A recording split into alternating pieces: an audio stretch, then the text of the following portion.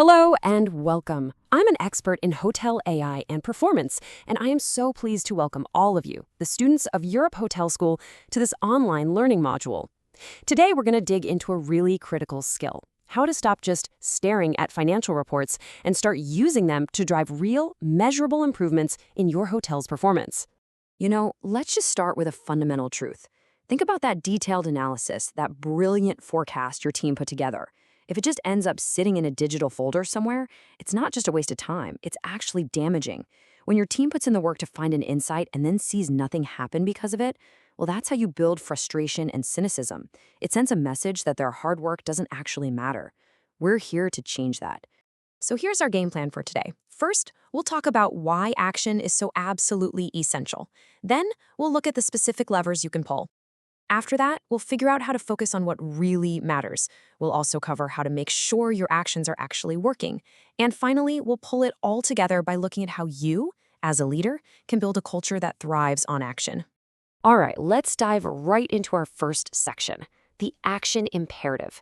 This is really the core philosophy that everything else we talk about today is built on. This right here is a huge mindset shift. The finance department isn't just there to report on what happened last month. They're not just historians.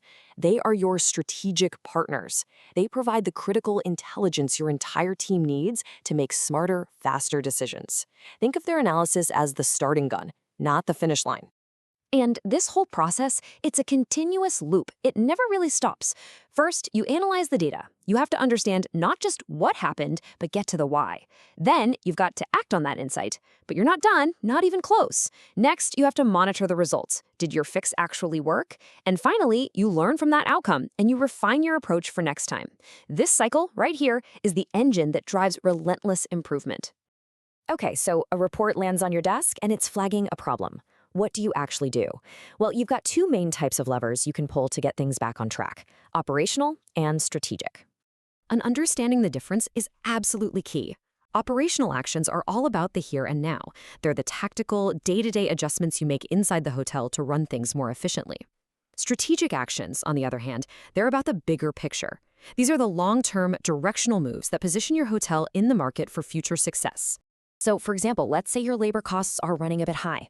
An operational fix would be to look at your guest arrival patterns and tweak the front desk staffing schedule. Or maybe your food costs are creeping up. What do? You get on the phone and renegotiate with your key suppliers. These are immediate, hands-on, practical fixes. Now, strategic actions, they tackle the bigger trends. If you notice your competitors are consistently pulling a higher average daily rate, you might need to rethink your entire room pricing strategy. That's a big move. Or if a certain marketing channel just isn't delivering the return you need, you shift that big chunk of budget somewhere else. These are the kinds of decisions that determine where your hotel is going to be a year, 3 years, or even 5 years from now. Okay, so you open up that monthly financial report and you see dozens of variances, some good, some bad. It can feel completely overwhelming, right? And that brings us to a really crucial skill: prioritization. This is the million-dollar question every single hotel manager faces. Look, if you try to chase down every single variance, you are going to stretch your team way too thin, and honestly, you'll achieve very little. The secret isn't about working harder. It's about working smarter, by putting your energy where it's going to have the biggest impact. So here's a simple but really effective framework. Just ask 3 questions. First, is it a material issue? Is the dollar amount big enough to actually move the needle? If not, maybe let it go. Second, is this a recurring trend? A one-time blip might be an anomaly, that seeing the same problem pop up for 3 months straight, that's a pattern you cannot ignore. And third, does this pose a long-term risk, even if the cost today seems kind of small? The real power of this framework is that it protects you and your team from chasing ghosts. It stops you from overreacting to small, one-off issues and guarantees that your team's valuable time and energy are spent solving the problems that truly affect the bottom line. It's just as much about what you choose to ignore as what you choose to act on.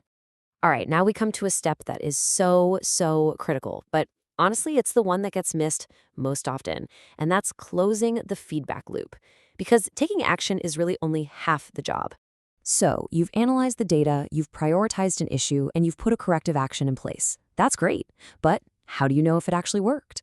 You have to track the results. If you change the staffing schedules to cut down on labor costs, you've got to be looking at the next financial report to see if those costs actually went down. And, of course, that they didn't negatively impact your guest satisfaction scores. We call this process the feedback loop, and it's so important because it does two amazing things at once. First, it makes the whole organization smarter. The team learns what works and what doesn't, which makes all your future decisions that much better. And second, it builds a real culture of accountability. When people know their results are going to be measured, they take a whole new level of ownership over their actions. This brings us to our final, and you could argue most important section. Because none of these processes, none of these frameworks mean a thing if you don't have the right culture. And that culture, it starts at the top. It starts with you. As a leader in hospitality, you really have three main responsibilities here. First, you have to empower your department heads. Give them the authority to act on the data they have. Second, you have to make sure the actions they're taking are aligned with the hotel's overall strategy and values. And third, and this is huge, you have to constantly champion a culture where decisions are based on evidence and data, not just on gut feelings or because that's the way we've always done it. At the end of the day, a hotel that can consistently turn insight into intelligent action is going to outperform its competitors every single time. This isn't just about hitting your numbers this month. It's about building a resilient, adaptable organization that can win in any market condition. That is what creates long-term sustainable success. So I'm going to leave you with this question to think about as you continue on your journey to becoming the next generation of leaders in this amazing industry. When you step into your first management role, are you going to build a culture that's just built for reporting, or are you going to build one that's built for action? The choice and the incredible opportunity is all yours. Thank you so much.